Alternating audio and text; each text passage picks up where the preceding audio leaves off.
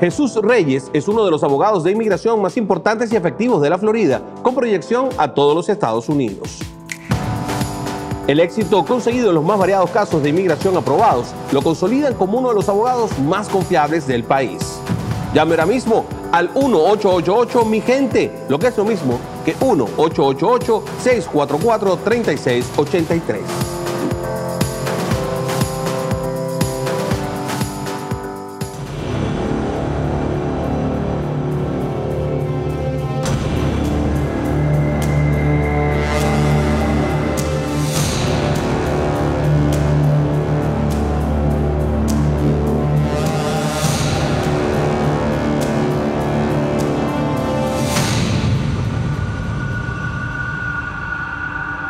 Agárrate con Patricia Poleo, opinión estremecedora. Buenas noches, bienvenidos a Agárrate. Hoy es martes 20 de agosto del año 2019. Yo comienzo por recomendarte, si estás aquí en Miami y estás comprando vehículo, que visites a O'Reilly Auto Sales. Visítalos porque tienen gran variedad de vehículos, todos en perfecto estado, pero lo más importante de O'Reilly es la atención personalizada que te van a dar, porque ellos te van a financiar el vehículo, de manera que se sientan contigo y depende de tu capacidad de pago, depende de la frecuencia con la que cobres, etcétera. Ellos van a adaptar el financiamiento a tu presupuesto. Así que no dejes de visitarlos, porque además de verdad son súper amistosos y te van a ayudar además con unos regalos buenísimos del lavado del vehículo gratis, el cambio de aceite gratis, y de ahí vas a salir seguro manejando. Bueno, hoy no es jueves, es martes, es el martes de Nitu Pérez Osuna, pero en este primer segmento vamos a conversar con Daniel Lara Farías, porque la cosa se está moviendo mucho a nivel internacional. El tema de Venezuela parece que se debate ya es a nivel internacional. Es como que lo que pasa allá adentro no importa mucho, ¿no? Vamos a hablar con Daniel como internacionalista. Buenas noches, Dani, ¿cómo estás? Buenas noches, Patricia. Gracias por tenerme en estas horas inusuales y días inusuales en tu prestigioso programa. Sí, porque por cierto, ¿sabes qué? Que el jueves pasado yo soy tan irresponsable que no le expliqué a la gente por qué no salimos al aire. En el programa del jueves, que es donde estamos tú y yo juntos. Se fue el internet, aunque ustedes no lo crean, aquí donde funciona Factores de Poder. Hubo una falla local en toda la zona y no pudimos salir por eso el jueves, y yo no pude explicarlo. Ahora tú explica, o no pude, no lo expliqué, fui irresponsable. Explica tú por qué hoy no salió tu programa. Hoy no sale fuera de orden porque el programa que estábamos preparando, que no podemos revelarlo para poder hacer el trabajo que corresponde, sufrió un pequeño desperfecto técnico que afortunadamente ya será solventado. Y para no mostrar la mitad de nada más, pues decidimos aguantarlo hasta mañana. Y lo que sí puedo adelantar, porque yo creo que es importante, es que es el primer programa de una serie de programas que dedicaremos a la búsqueda y denuncia de los esbirros que se han escapado y andan por el mundo muy tranquilos. Así que mañana, en Fuera de Orden, vamos a tener mira, eso. Y a los hijos de... Yo tengo, por cierto, una investigación que voy a revelar el viernes, que todo el mundo se va a quedar loco. Porque se trata de una finquita a la que está yendo Raimundo y todo el mundo en Venezuela, y yo voy a decir de quién es la finca y de dónde salió el dinero, etcétera, para que todo el que se ha tomado foticos ahí salga corriendo. Tú sabes algo interesante. Yo sé que vamos a hablar del tema internacional hoy y no quiero extenderme mucho porque Nitu se va a poner brava.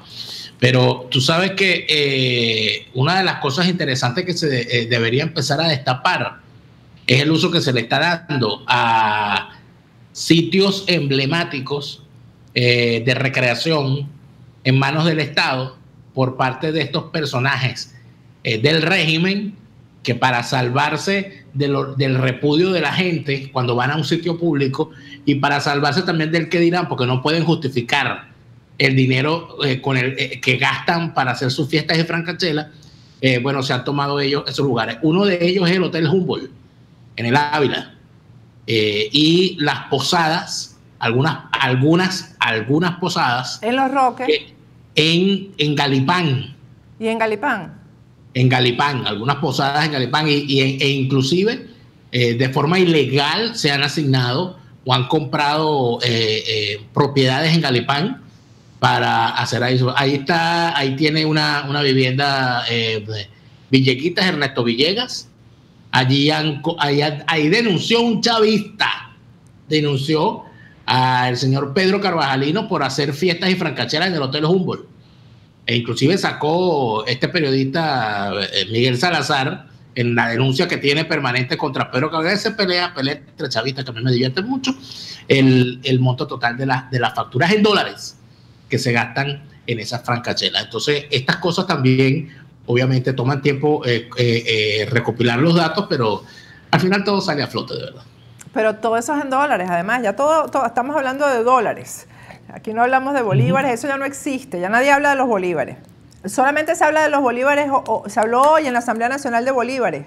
Ese era el tema de hoy, de la reconversión monetaria. Sí, bueno, porque los diputados ganan en bolívares. Mira, Dani, no me hagan reír, que vamos a hablar de un tema serio. El tema internacional. Por cierto, bien serio, este trabajo que ha hecho La Voz de América acerca de Citgo. Vamos a ver el reportaje y vamos a comentarlo con Daniel. Y también vamos a hablar con Daniel, por supuesto, de lo que el presidente de Estados Unidos, Donald Trump, ha dicho acerca de las conversaciones con altos personeros o funcionarios, dijo, ¿no? Vamos a traducir además, porque aquí lo tengo, fuimos bien exhaustivos en saber exactamente qué era lo que había dicho Donald Trump, porque primero parecía un poco ambiguo, pero ya tenemos exactamente la traducción de lo que dijo, porque además fue la respuesta a un periodista que le preguntó sobre las reuniones con Diosdado Cabello, las reuniones de Estados Unidos con Diosdado Cabello. Pero primero vamos a ver lo de Citgo. El tiempo se hace cada vez más corto para que el gobierno encargado de Juan Guaidó pague más de 900 millones de dólares en bonos PDVSA 2020. No hay posibilidad de perder Citgo, por ejemplo.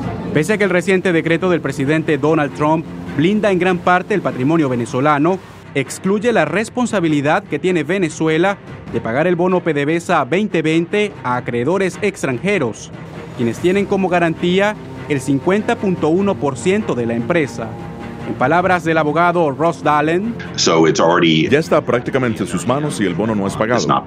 Para hacerse cargo de este asunto, la Asamblea Nacional, de mayoría opositora, creó un grupo de evaluación de deuda extranjera, pero en cualquiera de los escenarios posibles, la decisión será compleja. Pagar 951 millones de dólares en octubre a un país donde la gente pasa hambre va a tener un alto costo político. Con Antonio de la Cruz coinciden otros dos expertos consultados por La Voz de América.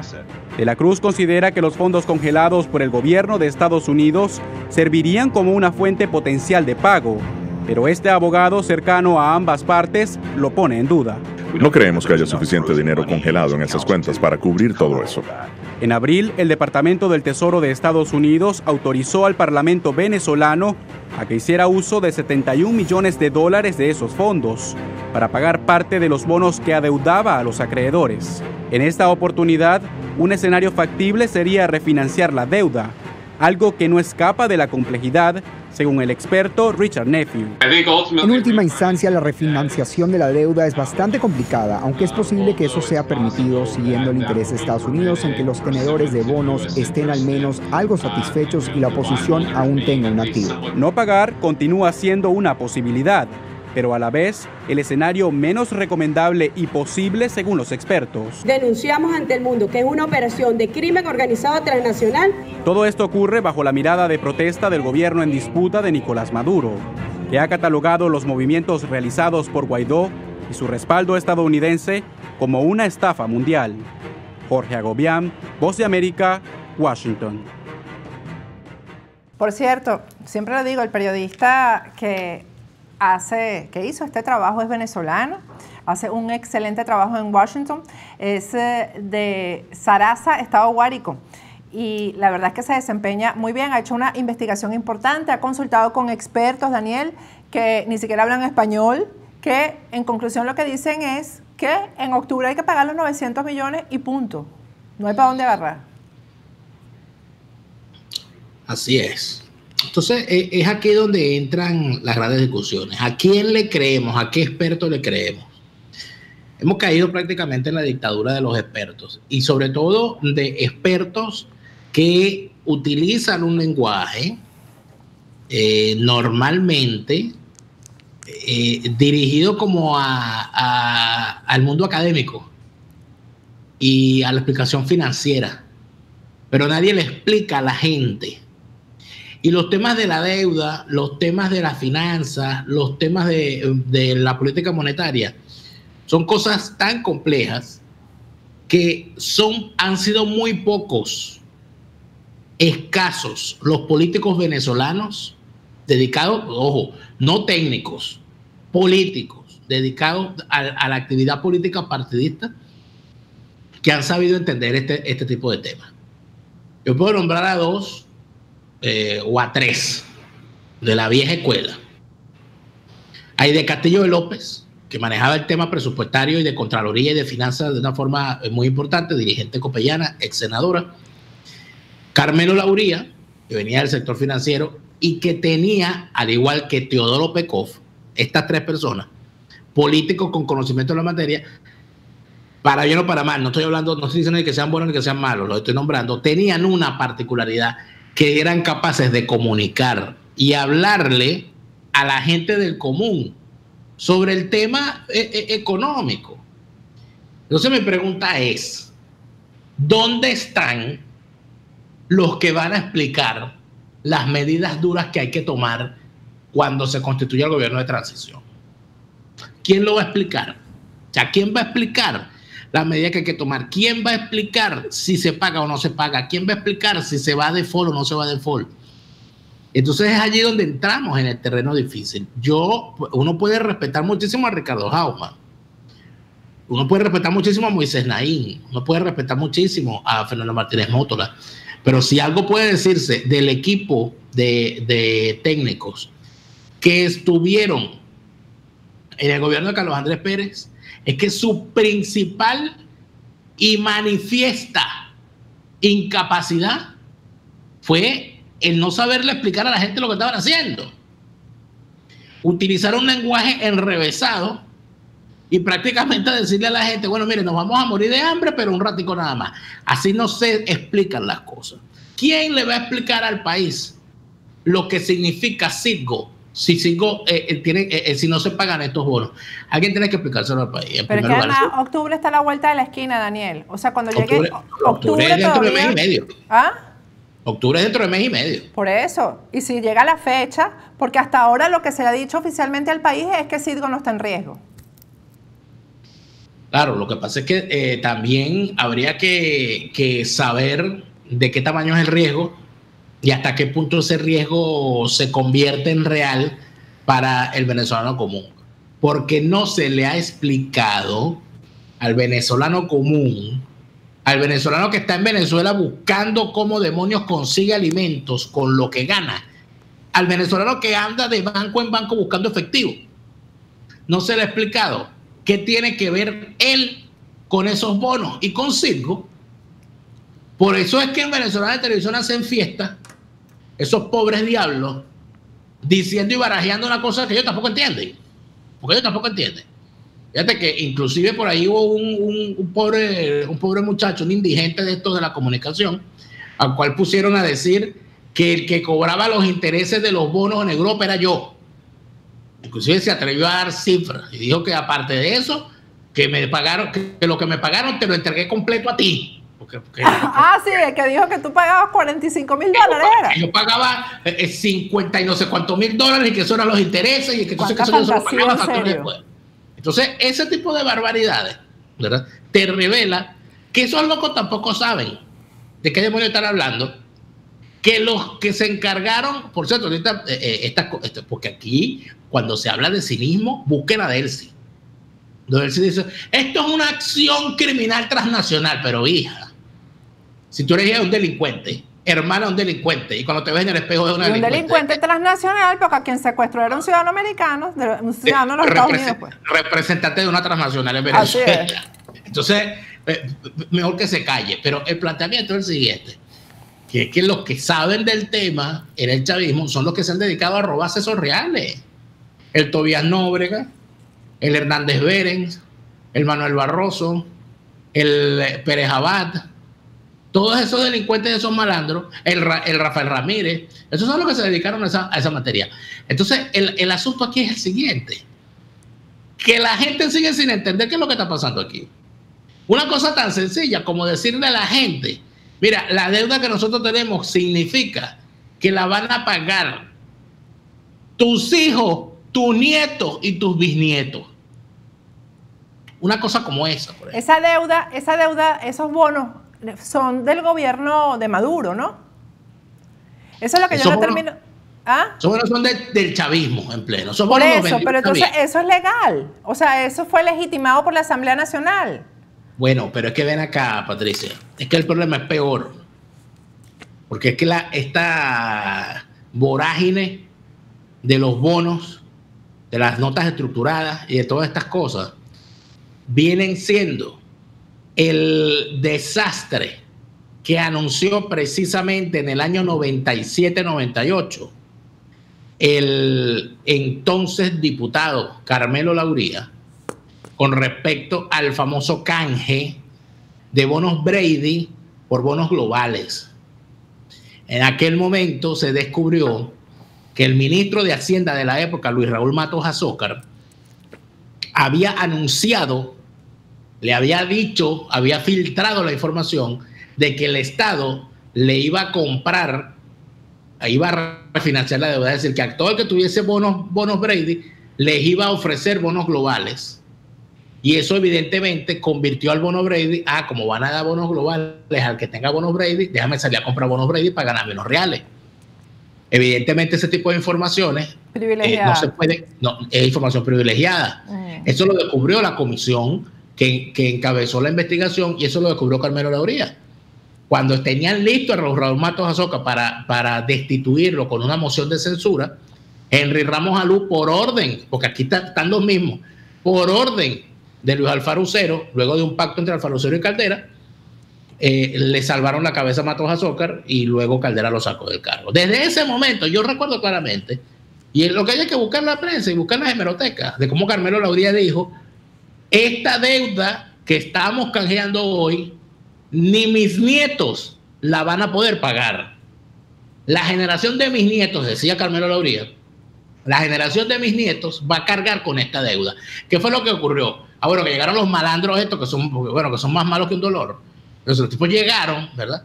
Y descubrieron, cuando el chavismo descubrió el mecanismo de los bonos, las notas estructuradas y del control cambiario, ahí quebraron a Venezuela. Porque entonces aquí todo el mundo inventó un bono.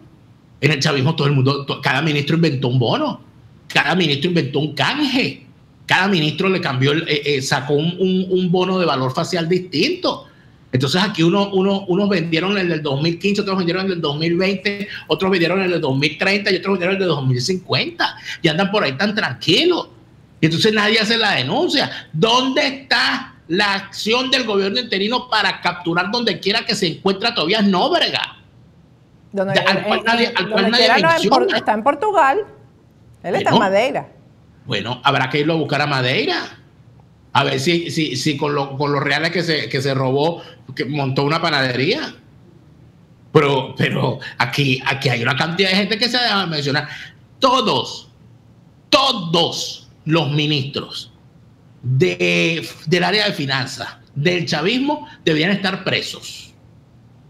De José Rojas en adelante. Desde los que entraron en el 99 en adelante. Porque cuando tú revisas lo que hicieron con la deuda, y la forma como llevaron a Venezuela a la quiebra, y lo que han hecho, y lo que van a seguir haciendo, porque entonces ya lo único que les queda es entregar las joyas de la corona. Porque ya para qué. Entonces ya se habla de que van a entregar a CanTV, que van a entregar a Movinet. O sea, llévate eso. O sea, Venezuela de remate. Entonces regresamos a los tiempos, porque pareciera que el chavismo no es otra cosa que una garrocha con la cual Venezuela corrió y saltó 150 años para atrás. Entonces hay que recordar, en el año 1902, eran tantas las deudas que tenía Venezuela, que las potencias acreedoras le lanzaron un bloqueo naval a Venezuela hasta que Venezuela no pagara, y que quien salvó a Venezuela fueron los Estados Unidos, que dijeron, momentico. Está bien, Venezuela les debe, pero ustedes no le pueden bloquear navalmente, y mucho menos en el continente americano. Y América para los americanos y fuera de aquí. Eso ocurrió en 1902. Pero Venezuela tuvo que pagar la deuda.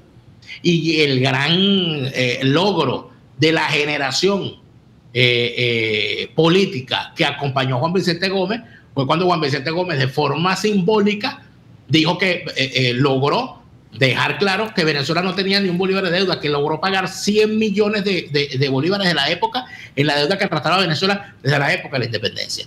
Ciclo que se rompió solamente cuando llegó Pérez Jiménez al poder, cosa que no dicen los perejimenistas, por cierto, que Pérez Jiménez fue el que reabrió el ciclo de la deuda. Entonces, cuando tú tienes todas esas cosas, las explicaciones que hay que darle a la gente son sencillas. Tanto los malandros, bueno, los malandros esto no nos explican nada, porque ellos lo menos que quieren hacer es explicar, porque si explican, nos enteramos. Pero aquí hay que hacer dos cosas. Si estamos convencidos de que se robaron los reales, ¿dónde están los ladrones, como dice la canción, y por qué no los hemos pedido en captura? El señor Tobías Nóbrega es un tipo que tiene que ser buscado internacionalmente. El señor, bueno, ya el caso de Rafael Ramírez ya es una cosa escandalosa. No lo es. Nadie lo nombra. Pero eso tiene un precio, que nadie lo nombre, tú sabes, ¿no? Bueno, pero si eso tiene un precio, pues los venezolanos, los ciudadanos, la gente honesta, no estamos dispuestos a pagar ese precio. No lo debemos pagar, exactamente. No, es que si alguien está dispuesto a pagar ese precio, no somos los ciudadanos, nosotros queremos a ese señor preso. Como queremos presos a todos los que participaron en este Falco. La gran pregunta es, fíjate lo que ocurrió hoy. Cuando el gobierno brasileño anuncia, a través de una resolución del Ministerio de Seguridad Interior, que habían decidido prohibir el ingreso a territorio brasileño de jerarcas del régimen chavista. Importantísimo. Ahora lo que tiene que hacer el gobierno de Brasil es expulsar a los jerarcas chavistas que están allá, principalmente al malandro trimalandro. ¿Manuel Barroso está allá?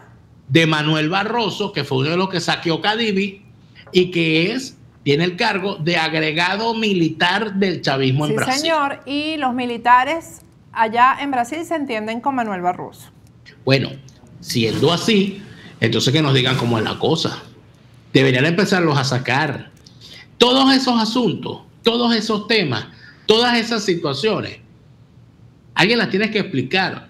Y yo de verdad, a mí me extraña mucho y lamento mucho que los voceros del área económica del gobierno interino, entiéndase, el señor Ricardo Hausmann, por un lado, y este ciudadano llamado José Guerra, que es diputado y es economista, que se supone que son profesores universitarios, tengan tan poca capacidad pedagógica, o debe ser que no han tenido la oportunidad de desarrollar esa capacidad efectivamente con la gente para explicarnos qué es lo que está pasando con las finanzas venezolanas, qué se va a hacer con esos bonos, cómo nos afectan esas cosas, y además de eso, una cosa particular, ¿cómo es eso que el gobierno interino tiene disposición de dinero para pagar unos bonos vencidos, pero no tiene disposición de ese dinero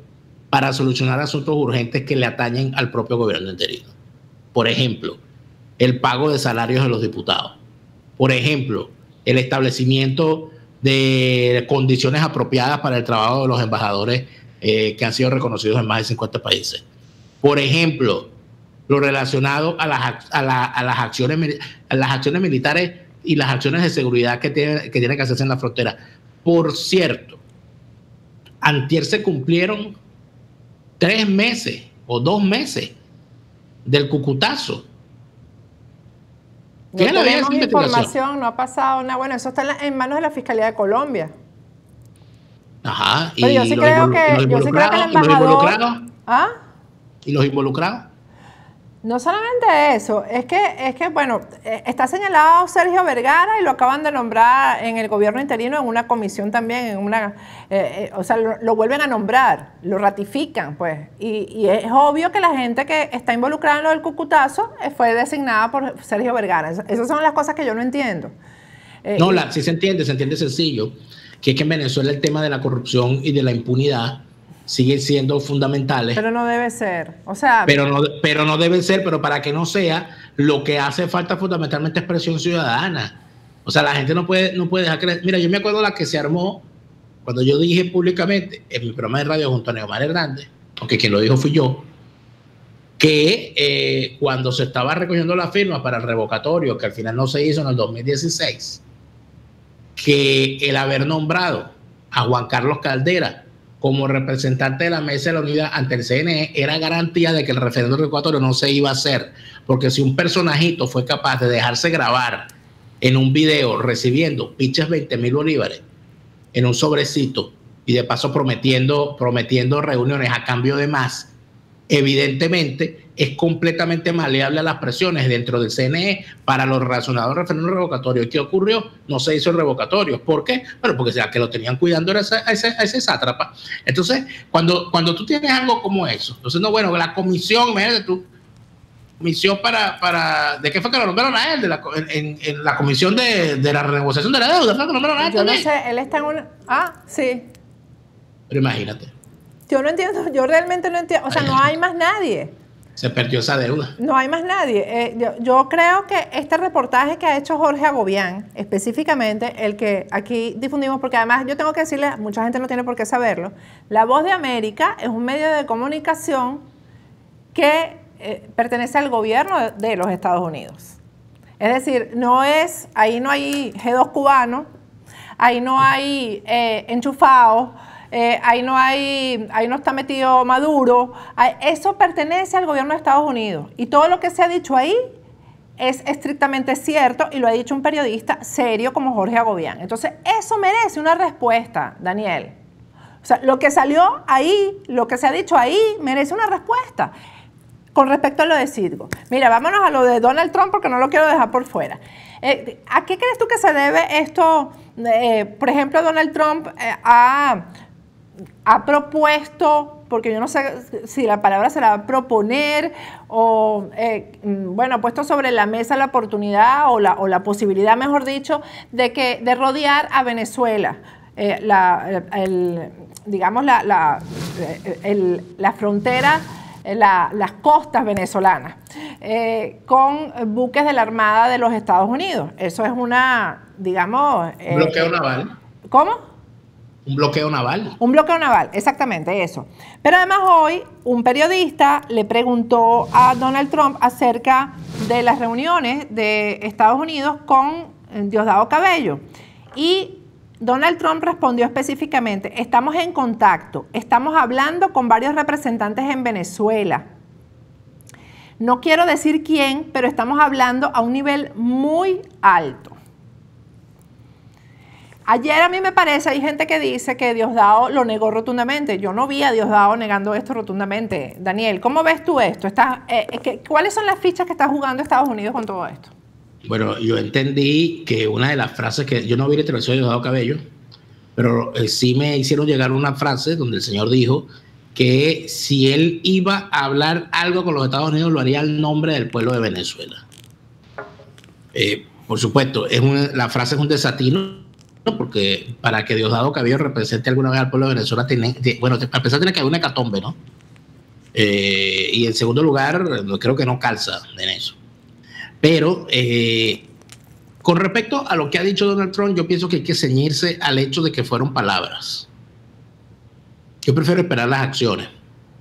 Porque el tema de la retórica, de estos loops de la retórica subiendo y vuelve a bajar, y vuelve a subir y vuelve a bajar. Eso es estilo, ¿no?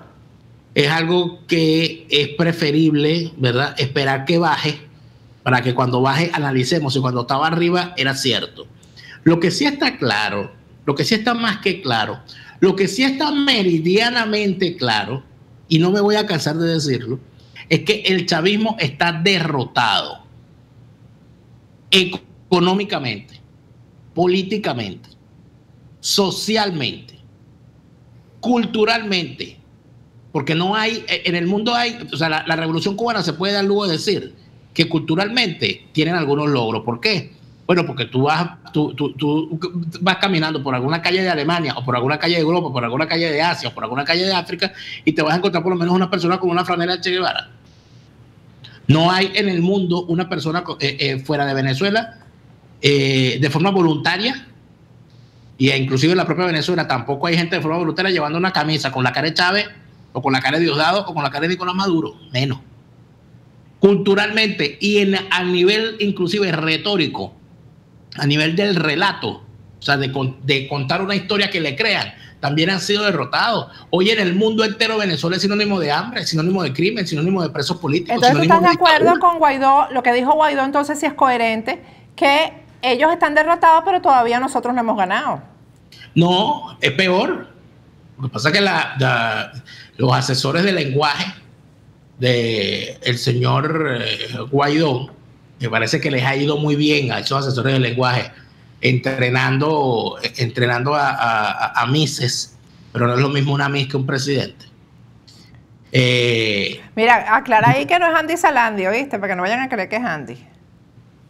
Yo no he dicho nombre, compañero. Bueno, por si acaso, ¿no es el profesor Briceño el de las mises? Yo lo que te digo es que si fuese Andy Salandi estaríamos ganando. Pero lo particular, Patricia, es lo siguiente. No es que los tipos perdieron y nosotros no hemos ganado, no. Es que los tipos están caídos, pero no se terminan de caer porque no hay quien los empuje. No hay quien los tumbe. Entonces no es eso de que, bueno, ellos perdieron, pero nosotros no hemos ganado. No, es que los tipos están que se caen y tú no los empujas, Juan Guaidó, que es una cosa muy distinta.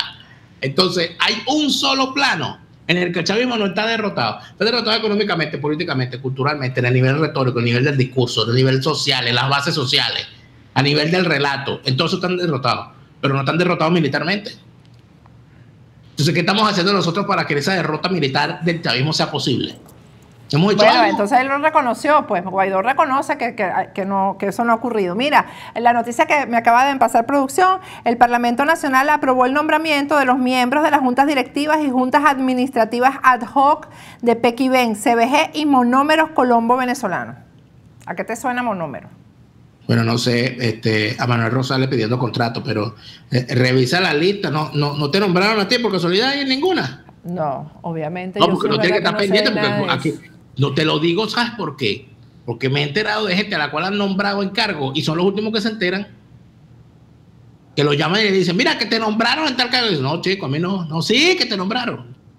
No, hay que revisar quiénes son los designados, porque por cierto, hoy te hicieron caso y nombraron embajador de Israel al rabino Pinhas Brenner. Pues sí. Bueno, te hicieron caso. ¿Por qué tú dices que me hicieron caso? Yo no propuse el rabino Pinhas Brenner. No, pero por lo menos, que no te gusta el rabino Brenner. Porque tú querías un embajador para Israel, ahí lo tienes. ¿Por qué es lo que no te gusta de Pinhas Brenner? Ya vas a decir que Pinhas Brenner no es. ¿Ah? Prefiero quedarme con la parte buena. Que se ha nombrado un embajador finalmente en Israel.